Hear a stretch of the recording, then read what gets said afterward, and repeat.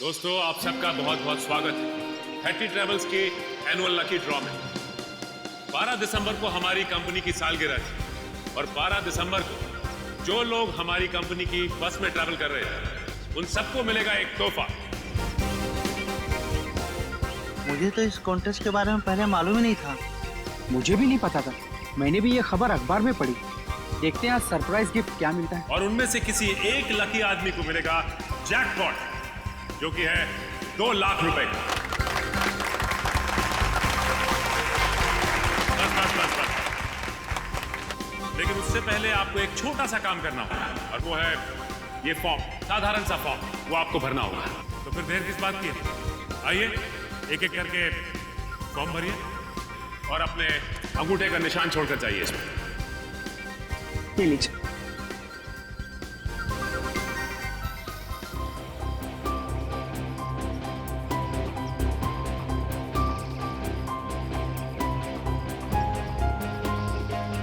Madam, ये सारे के सारे फॉर्म स्कैन कर लो, नेट पे डालेंगे ना। जी सर जी।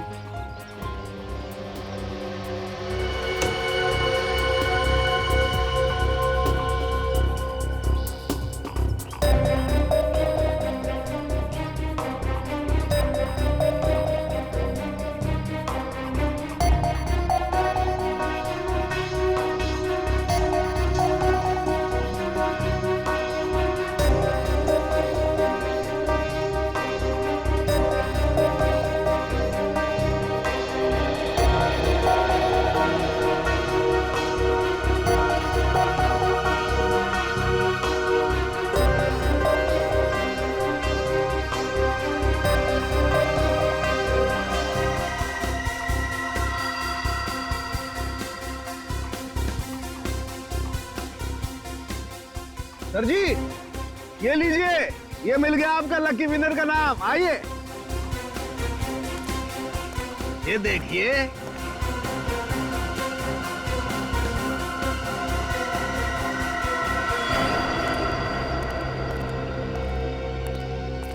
दोस्तों, आप सबका इंतजार अब खत्म हुआ। अब हम घोषित करने जा रहे हैं विनर का नाम, जो कि है मिस्टर जगन। मैं जगन हूं। मैंने जैकपॉट जीत लिया। मुझे विश्वास ही नहीं हो रहा। मैंने 2 लाख रुपए जीते। 2 लाख। सर, कहाँ लेना है? आपके लिए हमने और भी कुछ सोच के रखा। उससे भी बड़ा सर? उससे भी बड़ा क्या सर? जेल का। जेल? जगन बाबू, सारी जिंदगी जेल में रहने का इनाम। ये कैसा मजाक है? मैं जेल क्यों जाऊंगा? मैंने ऐसा क्या किया है सर? चेतन का खून किया है, जहरीली सुई चुभोकर। चेतन खून? मैंने खून?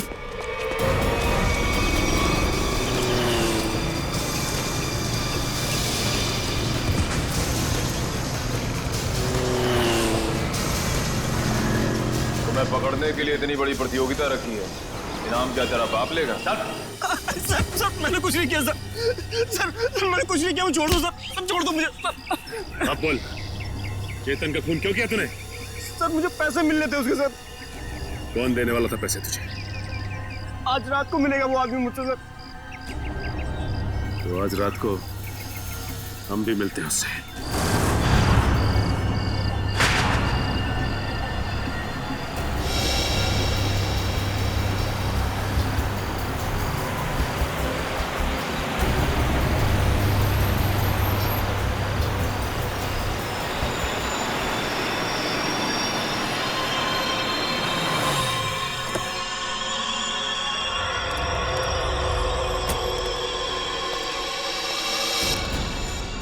राम सेठ।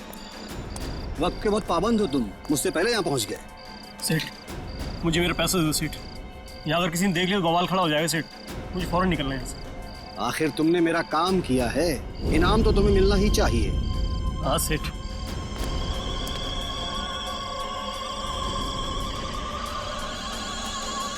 ये रहा तुम्हारा इनाम, देखना चाहोगे?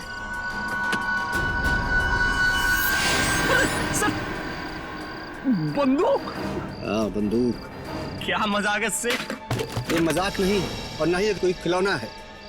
ये असली बंदूक है और चलती भी है। और इसीलिए तो अगली गोली तेरे सीने के पार होगी। सेठ मुझे क्यों मारना चाहते हैं? मैंने तो हेल्प की आपकी। इसीलिए तो अब तुम मेरे लिए एक खतरा बन चुके हो, और मैं खतरों को पालता नहीं हूँ, उन्हें खत्म कर देता हूँ। फिनिश। बाय जगन।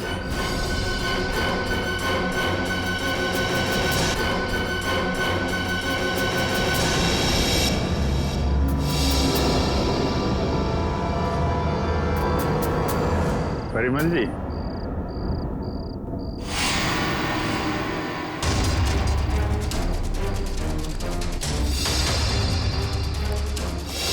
मुझे माफ कर दो, प्लीज मुझे माफ कर दो। अच्छा, कभी कभी आदमी को ज्यादा चालाकी भारी पड़ जाती है परिमल जी। लोगों को इनाम देने का बहुत शौक है ना, अब सीआईडी का इनाम चाहिए।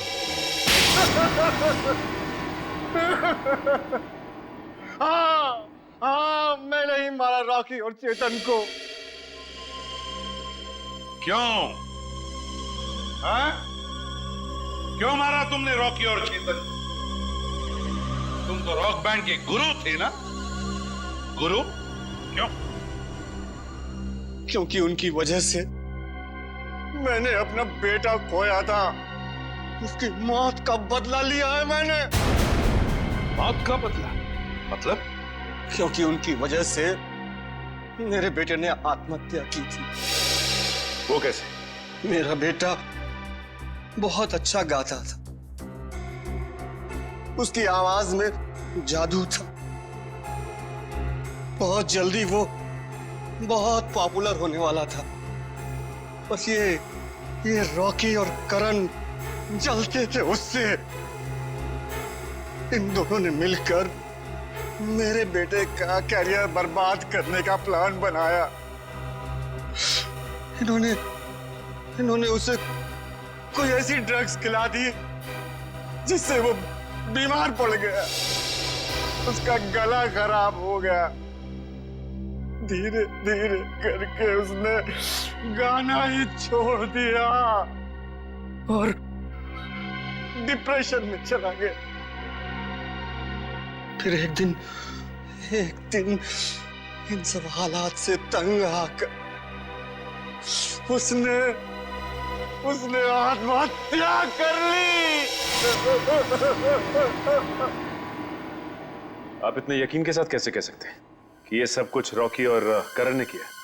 क्योंकि मेरे बेटे के मरने के बाद एक दिन मैंने रॉकी और करण की बातें सुन ली थी, मगर उन्हें नहीं पता था कि मुझे उनकी असलियत पता चल चुकी है। और इसलिए तुमने रॉकी को मार डाला?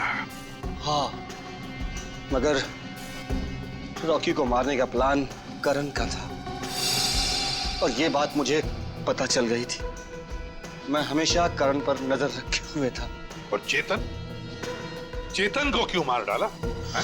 क्योंकि रॉकी को मारने का सारा काम मैंने चेतन से ही करवाया था।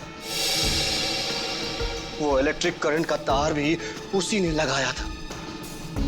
चेतन मेरे बारे में सब कुछ जानता था। मुझे डर था कि कहीं वो मेरे बारे में आप लोगों के सामने मुंह न खोल बैठे, इसलिए मैंने उसे भी मार डाला।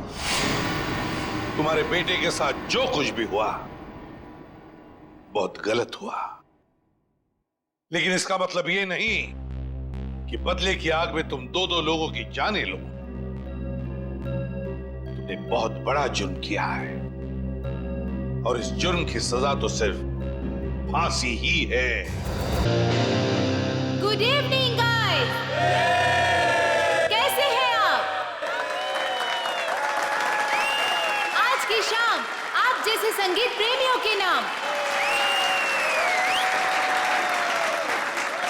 एंड आई मेक श्योर आज की शाम रॉकी एंड बैंड के साथ आप लोगों की बहुत ही यादगार शाम होगी।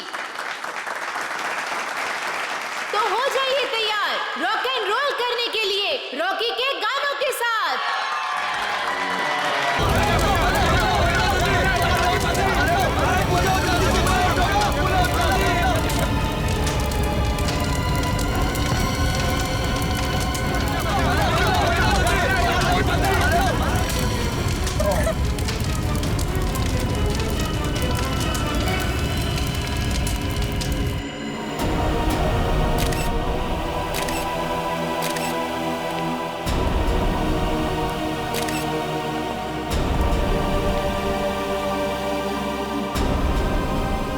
कमर के नीचे का हिस्सा पूरी तरह से जल चुका है सर। शरीर के ऊपर के हिस्से में घाव वगैरह भी नहीं है।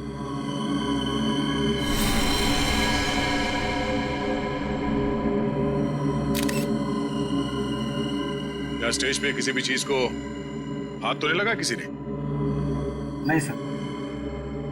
ये आग कैसे लगी? पता नहीं सर कैसे लगी। जैसे हमने रॉकी को आग की लपटों में घिरे देखा, हम भागकर स्टेज पर आए, पर सर रॉकी को हम बचा नहीं पाए।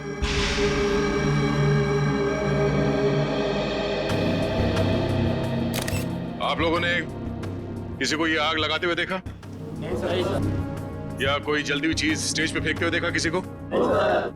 बड़ी अजीब बात है, स्टेज के बीचों बीच अचानक आग कैसे लग सकती है? स्टेज में कुछ है। एक काम करो, स्टेज को अच्छी तरह से चेक करो।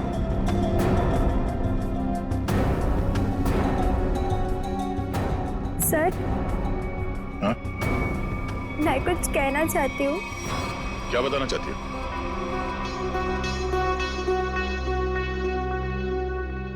पर यहाँ नहीं, आप आइए मेरे साथ। चलिए।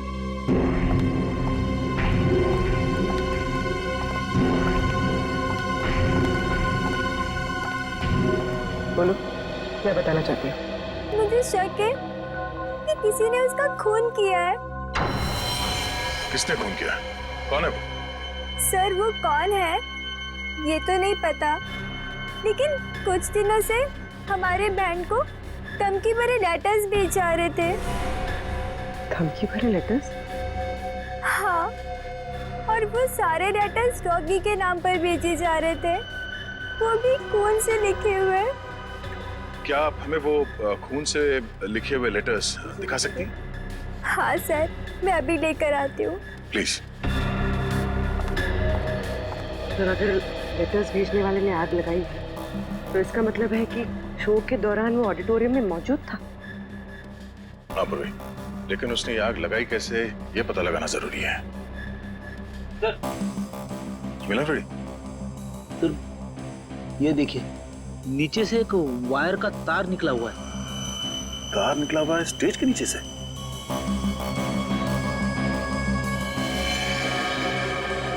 तो भी ठीक उसी जगह पे जहां पे रॉकी खड़ा था जलने से पहले।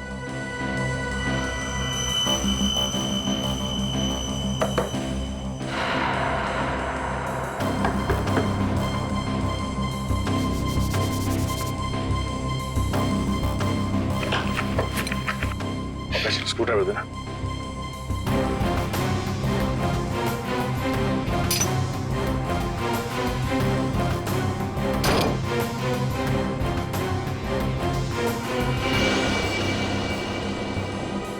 सर, नीचे तो एक कमरा है। हाँ, लगता तो कुछ ऐसे ही है। नीचे जाके देखते क्या है, जरा टॉर्च देना।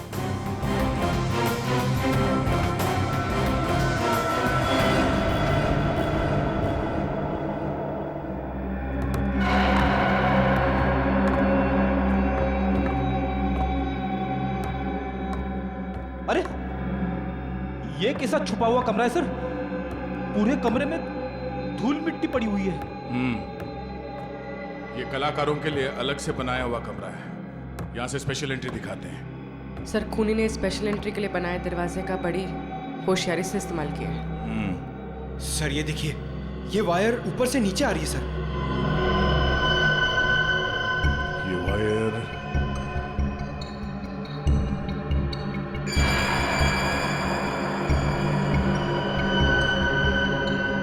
ये क्या है? चिपचिपा सा।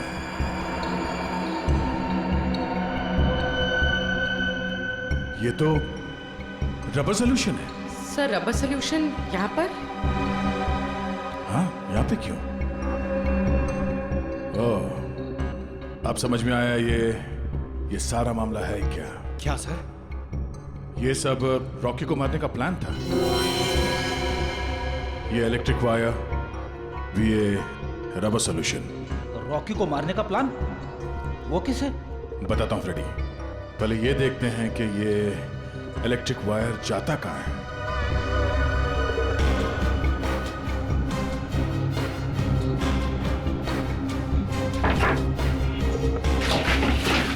संभाल के।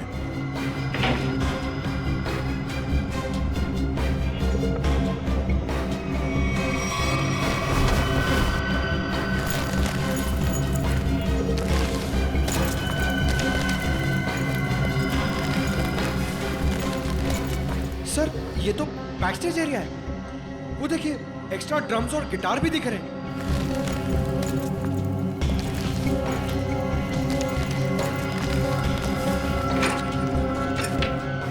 ये देखो, वायर मेन स्विच से कनेक्टेड है। आपको समझ में आया फ्रेडी?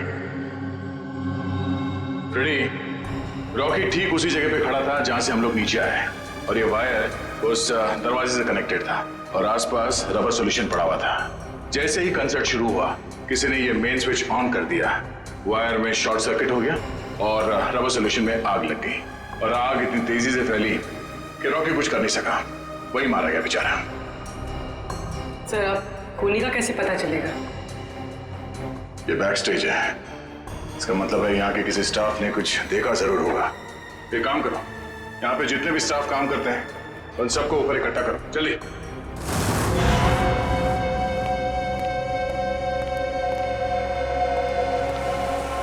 सब लोग आ गए? अच्छा एक बात बताओ, शो स्टार्ट होने वाला था या फिर शो स्टार्ट हो चुका था, उस वक्त आप में से किसी ने स्टेज के पीछे जो कॉरिडोर है उसमें जो इलेक्ट्रिक स्विच बोर्ड है उसके आसपास किसी को देखा था? स्विच बोर्ड के पास? वो क्यों? क्योंकि किसी ने वायरिंग के साथ छेड़छाड़ की है और वही आदमी रॉकी की मौत का जिम्मेदार है। ओ नो सर, ये आप क्या कह रहे हैं? सर मैं तो स्टेज पर था रॉकी के साथ। और जो बैंड मेंबर्स परफॉर्म नहीं कर रहे थे वो लोग भी स्टेज पर खड़े थे रॉकी को चीयर करने के लिए। और तुम कहाँ? तुमने किसी को देखा स्विच बोर्ड के पास जाते हुए? देखो, घबराओ मत, सोच के बताओ। हाँ? शो शुरू होने से पहले आखिरी बार तुमने कॉरिडोर में किसको देखा था?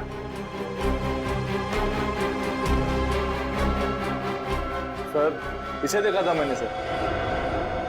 करण, ये तुम क्या बोल रहे हो? सर मैं झूठ नहीं बोल रहा हूँ, इसे ही देखा था मैंने कॉरिडोर में यहाँ। आप बताओ मिस्टर करण, तुम कॉरिडोर में गए थे या नहीं? सर हाँ मैं गया था, लेकिन क्या करने गए थे तुम वहाँ? हाँ? तुम्हें शो में परफॉर्म नहीं करना था?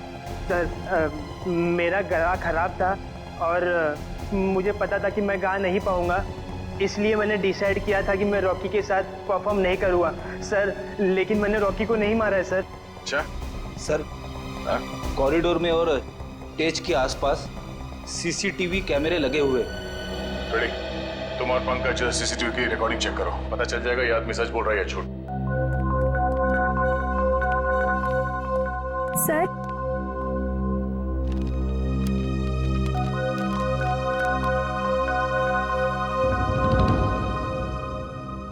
वाकई ये लेटर्स तो कौन से लिखे हैं?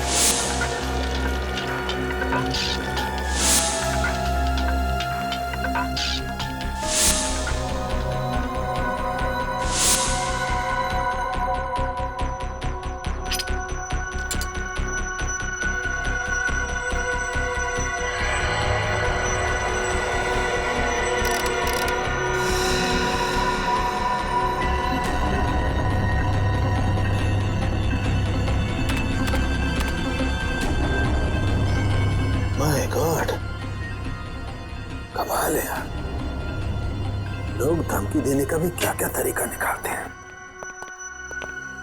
के किस सोच में पड़ा है तू? बॉस ये जो लेटर्स हैं ये खून से लिखे गए। तो इसमें कौन सी अजीब बात है? अजीब बात ये है बॉस कि ये जो खून है वो इंसान का नहीं है, जानवर का खून है ये। जानवर के खून से? हाँ, ये लेटर्स भेड़ के खून से लिखे गए हैं बॉस, भेड़ के खून से। भेड़ के खून से? और क्या पता चला? ये लेटर्स मैंने अच्छी तरह से स्टडी किए हैं। जिस किसी ने भी ये लेटर्स लिखे हैं वो बहुत ज्यादा पढ़ा लिखा इंसान है। सोलंकी साहब, ये रॉकी के शरीर पे जले हुए के अलावा किसी और चोट या घाव का निशान? नहीं सचिन, इस रॉकी के शरीर को मैंने अच्छी तरह से चेक किया है और किसी किस्म का कोई निशान नहीं है। इस रॉकी का शरीर आधा जल चुका था और जलने की वजह से इसकी मौत हुई। सर, जिसने भी ये धमकी भरे लेटर्स भेजे हैं, सर वही खूनी है क्या? हाँ निखिल, जिसने भी ये धमकी भरे खत लिखे हैं ना, उसी ने खून किया है। पर एक बात है, भेड़ का खून मुंबई जैसे शहर में आसानी से नहीं मिल सकता। वो जरूर किसी जंगल वाले इलाके या फिर फार्म हाउस वाले इलाके से ही मिला है। तो हमारे शहर के आसपास जितने भी फार्म हाउसेज है, वहां जाकर के पता लगाओ, पूछताछ करो और देखो किसने भेड़ का खून किसी को दिया है या फिर बेचा है क्या।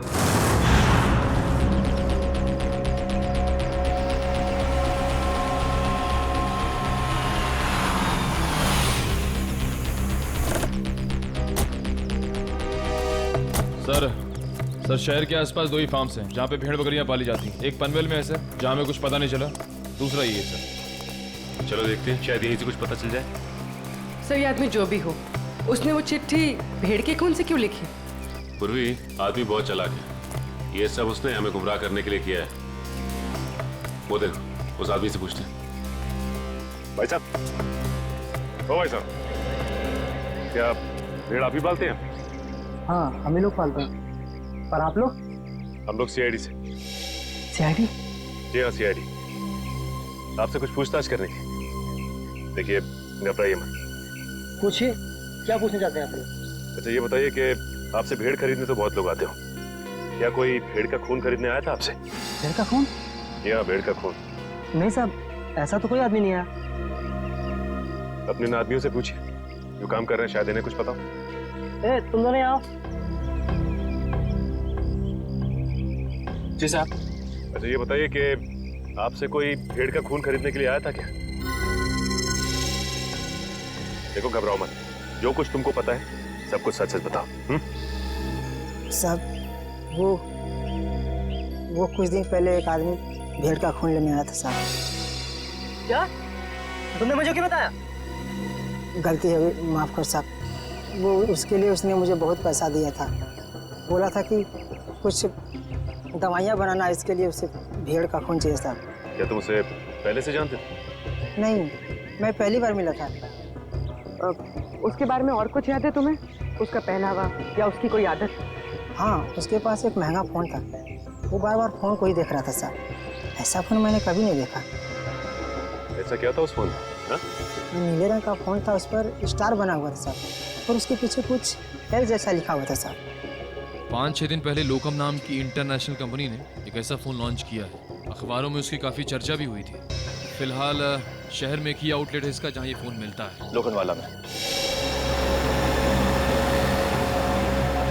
रोकना, एक मिनट सर।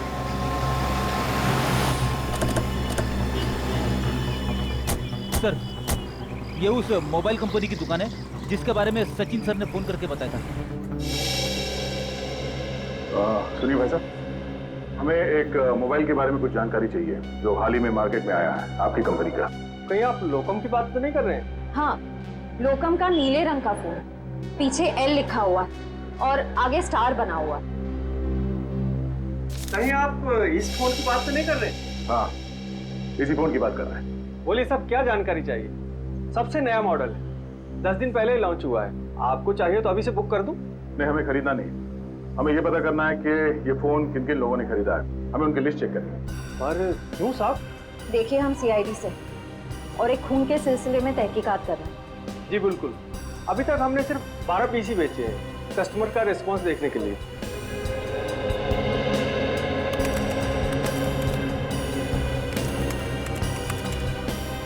ये देखिए साहब, वो लिस्ट 5 रेड कलर के बिके हैं और बाकी के साथ नीले रंग। नीले रंग के फोन जिन लोगों ने खरीदे हैं उनके लिस्ट चेक करनी है। ये रही साहब लिस्ट। चेतन? लेकिन चेतन तो उस न्यू एज रॉक बैंड का मेंबर है। वो भला अपने ही आदमी का खून क्यों करेगा? ये तो चेतन ही बताएगा। फिर घर चलते हैं। जरा चेतन का एड्रेस है।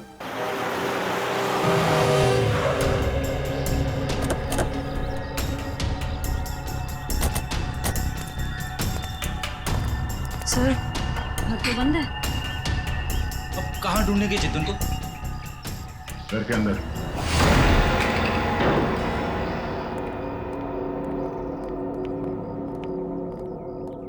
घर के अच्छी तरह से तलाशी लो, देखो कुछ मिलता है क्या।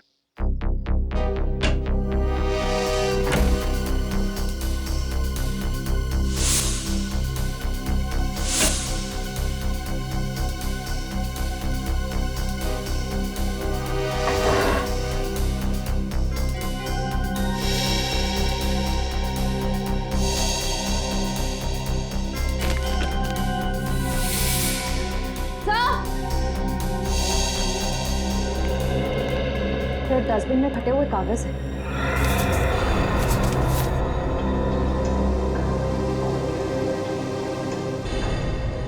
ये तो कोई ड्राइंग जैसा है।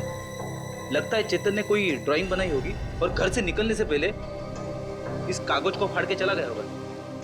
टुकड़ों को जोड़ के देखते हैं, पता चल जाएगा इस चेतन ने क्या ड्राइंग बनाई थी।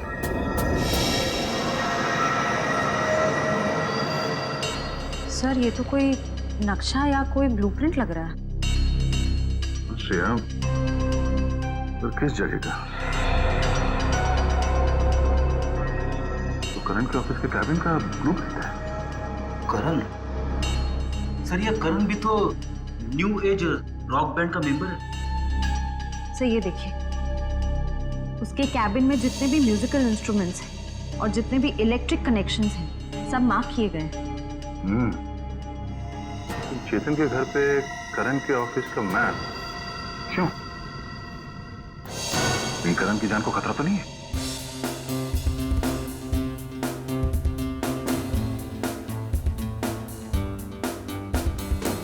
रॉकी सर की बहुत याद आती है।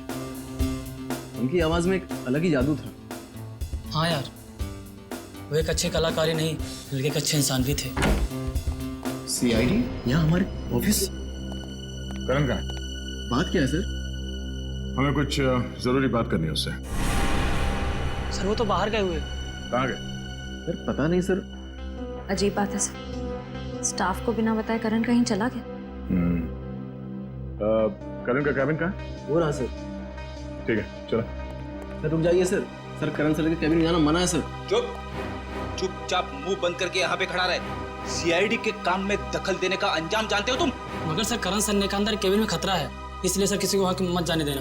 खतरा है? हाँ सर। फिर तो जरूर जाना पड़ेगा।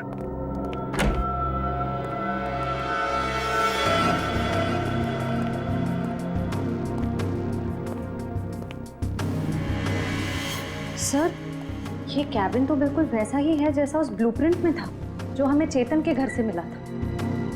हाँ श्रेया, सारे म्यूजिकल इंस्ट्रूमेंट्स वैसे ही रखे गए जैसे उस नक्शे में मार्क किए गए थे। लेकिन क्यों? तो देखो कुछ मिलता है क्या?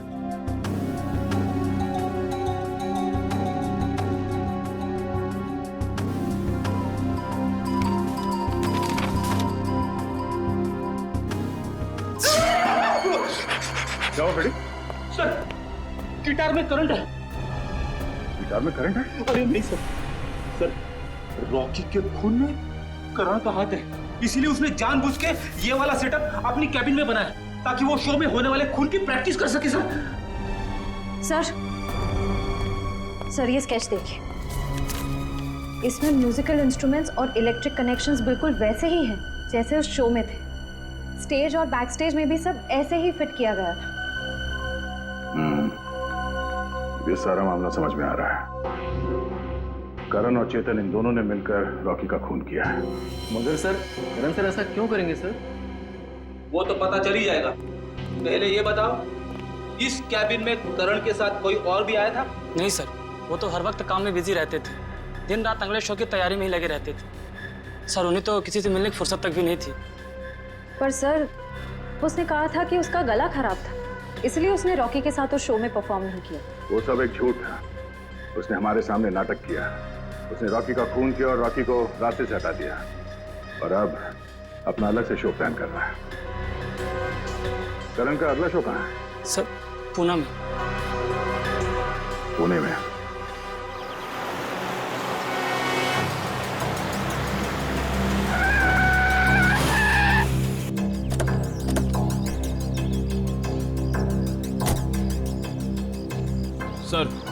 सर मोबाइल कंपनी के हिसाब से चेतन के फोन का आखिरी लोकेशन यहाँ पे ट्रेस हुआ है सर। सर इसी सुनसान जगह पर चेतन ही आया क्यों होगा?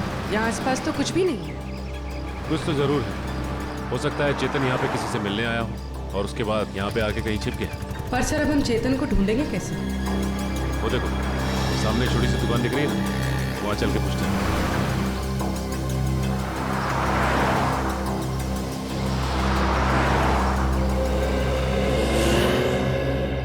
कहिए साहब, क्या लेंगे? चाय, कॉफी या फिर गर्मा गर्म समोसे? जी बस आप इतना बता दीजिए कि आपने इस आदमी को पहले कभी देखा है? हाँ साहब, देखा है साहब। ये मेरे ढाबे पे आया था। कितनी देर पहले आए थे यार? यही कोई 1.5-2 घंटा हुआ होगा। मैंने उससे पूछा भी कि कुछ खाना पीना है, तो बोला नहीं, खाने पीने का वक्त नहीं है उसके पास। फिर वहाँ कोने में बैठकर किसी का इंतजार करने लगा। फिर कोई मिलने आया इससे? हाँ साहब, एक गाड़ी आई थी और गाड़ी को देखते ही उसकी ओर भागा। अब फिर दोनों साहब, गाड़ी में कोई बैठा हुआ था, दोनों में कुछ खुसुर फुसुर हुई और फिर गाड़ी वाले ने एक अटैची इसको दी और चला गया। गाड़ी वाले को देखा? नहीं मैडम, असल में हुआ क्या कि ये आदमी ठीक गाड़ी वाले के सामने आकर खड़ा हो गया, तो मैं गाड़ी वाले की शक्ल नहीं देख पाया। अच्छा, गाड़ी का नंबर या फिर कौन से रंग की गाड़ी थी, कुछ याद है तुम्हें? नंबर तो नहीं देखा, लेकिन हाँ गाड़ी सफेद रंग की थी। ये दोनों साथ में कैसे गए? नहीं साहब, गाड़ी वाला तो अलग निकला था और ये जो लड़का था, ये 5 मिनट बाद एक बस आई, उस पर बैठ के निकला। हरे रंग की एक पैसेंजर मिनी बस थी, ये हेटी ट्रेवल्स की। अच्छा, बता सकते हो कि ये बस कहाँ गई होगी? साहब, हेटी ट्रेवल्स की अधिकतर बसें यहाँ से पूना की ओर जाती हैं। वो बस यहाँ से कितनी देर पहले निकली? करीब आधा घंटा हुआ होगा। ठीक है, थैंक्स।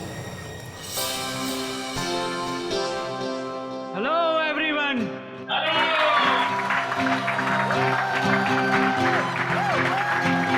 तो आखिरकार वो दिन आ ही गया जिस दिन का आप सबको बेसब्री से इंतजार था।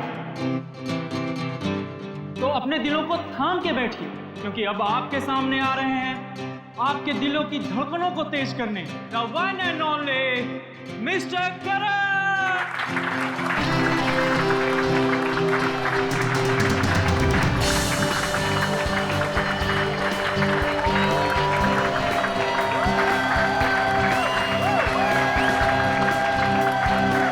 हेलो गाइस, क्या आप सब तैयार हैं मेरे इस शो को रंगीन बनाने के लिए? क्या आप सब मेरे साथ झूमेंगे? मेरे साथ गाएंगे भी? नहीं।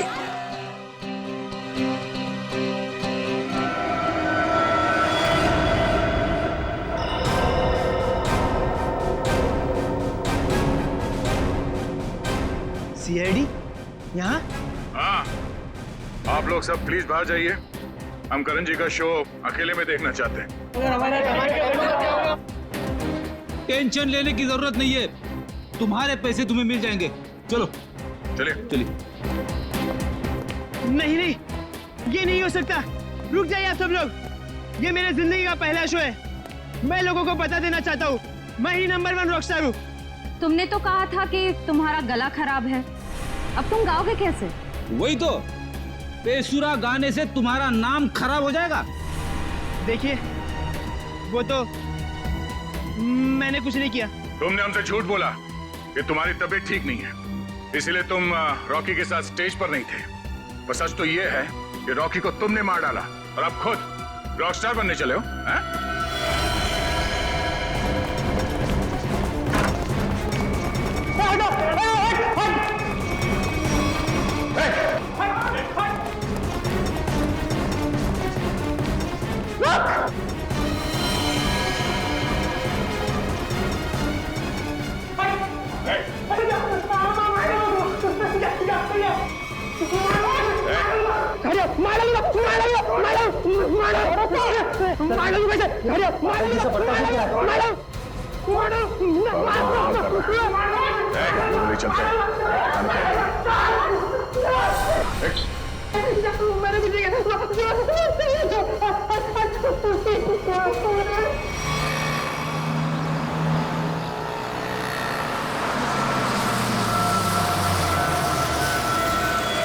चलो चलो सब लोग उतरो, लाद स्टॉप आ गया, चलो चलो सब लोग उतरो, लाद स्टॉप आ गया, चलो।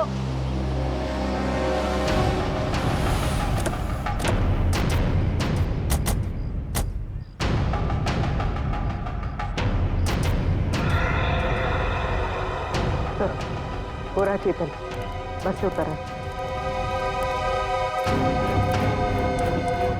सर बार बार पीछे मुड़ के देख रहा है, ऐसा लग रहा है काफी डरा हुआ है। गलत काम करेगा तो डरेगा ही।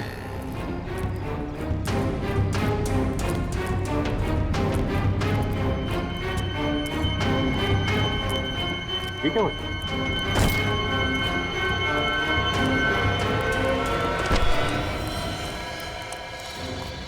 प्लीज प्लीज प्लीज हटिए हटिए प्लीज। माय गॉड, ये तो मर गया। मर गया? अचानक क्या हो गया इसे?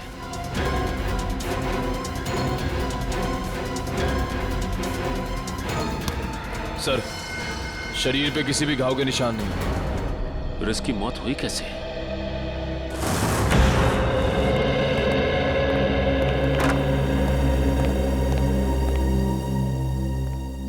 बताओ करण, एक कलाकार होने के बावजूद भी क्यों किया तुमने ये? है?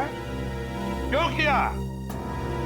बताओ। मेरा बेटा कहाँ है? करण, करण, मेरा बच्चा, तू ठीक है ना? आप क्यों मेरे बेटे के पीछे पड़े? मेरे बेटे ने कोई गुनाह नहीं किया है। गुनाह किया है गुनाह करण ने। रॉकी का खून किया है। खून? नहीं नहीं एसीपी साहब, लगता है आपसे कोई भूल हो गई है। देखिए मेरा बेटा किसी का खून नहीं कर सकता। अच्छा, करण के ऑफिस में वो म्यूजिकल इंस्ट्रूमेंट के साथ बिजली के तार क्यों जोड़े गए? और वो स्टेज का स्केच वो कहां से आया जहां पे रॉकी की मौत हुई थी? सर मैं मानता हूं मैं रॉकी को मारना चाहता था।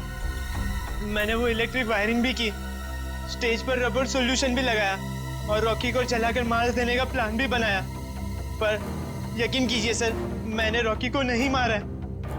मैंने तो लास्ट समय अपना प्लान बदल दिया था सर। झूठ झूठ बोल रहे हो तुम नहीं मारा है रॉकी को, और तुमने चेतन को अपने प्लान में शामिल कर लिया ताकि सारा इल्जाम उस पर जाए।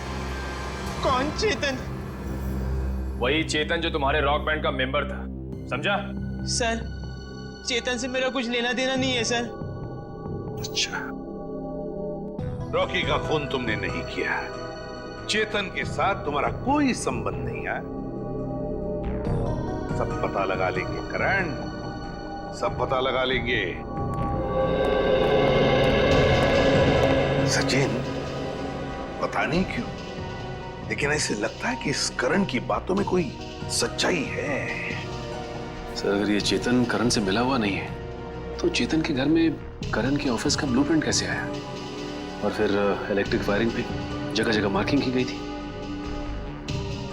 लगता है ये चेतन करण की कॉपी कर रहा था ताकि रॉकी के खून का इल्जाम इस करण पर आ जाए। और सर चेतन को किसने मारा होगा? कोई और है सचिन, कोई तीसरा, जिसने चेतन के हाथों रॉकी को मरवा दिया और फिर अपना काम होते ही चेतन को भी ऊपर भेज दिया। पर है कौन ये तीसरा?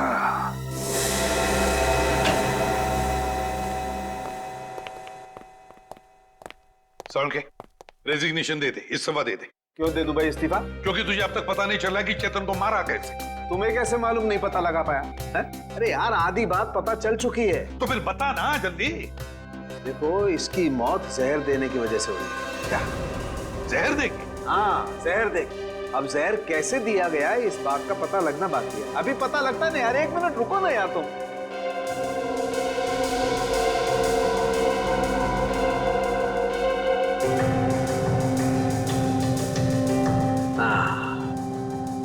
ये इसी बात का शक था मुझे। ये देखो, ये निशान बॉस, ये सुई का निशान किसी ने यहीं से इंजेक्ट करके इसकी बॉडी में जहर पहुंचाया है। लेकिन सर चेतन तो हमारे सामने ही बस से उतरा, बिल्कुल ठीक ठाक था। और जब हमने इसका पीछा किया तब भी बिल्कुल ठीक ठाक था। और सर वो मरा भी हमारे सामने, हमने तो नहीं देखा किसी को उसे इंजेक्ट करते हुए। सचिन, इसे 15-20 मिनट पहले ही जहर दिया गया। बॉस, ये स्लो पॉइजन है, 15-20 मिनट के बाद असर करता है। तो इसका मतलब है चेतन को पॉइजन दिया गया बस में। मतलब खूनी बस में ही था जब चेतन बस में था। मगर सर चेतन को अगर बस में इंजेक्शन दिया गया तो उसे पता कैसे नहीं चला? भीड़ थी निखिल, बस में भीड़ थी, भीड़ का फायदा उठाया होगा खूनी ने। लेकिन सर अब खूनी तक पहुंचेंगे कैसे? मैं आप लोगों की मदद कर सकता हूं। तुम्हें टाइम पास क्यों कर रहा है? अबे बता ना जल्दी। बॉस, इसकी कलाई पर एक चमड़े का बेल्ट था, उस पर और इसकी कलाई पर मुझे उंगलियों के निशान मिले। किसके निशान मिले सारुण के? अब इसकी उंगलियों के तो है नहीं, तो शायद वो निशान खूनी के होंगे। अगर ये उंगलियों के निशान खूनी के हैं तो फिर हुआ ये होगा कि जब खूनी चेतन को इंजेक्शन देना चाहता था तो किसी वजह से उसने चेतन की कलाई पकड़ ली, मगर कलाई पर था लेदर बैंड, तो बस आ गए उसकी उंगलियों के निशान उस लेदर बैंड पर। लेकिन सर बस में तो बहुत सारे लोग थे, ये पता कैसे चलेगा कि वो उंगलियों के निशान है किसके? पता तो लगाना पड़ेगा सचिन कि वो उंगलियों के निशान हैं किसके।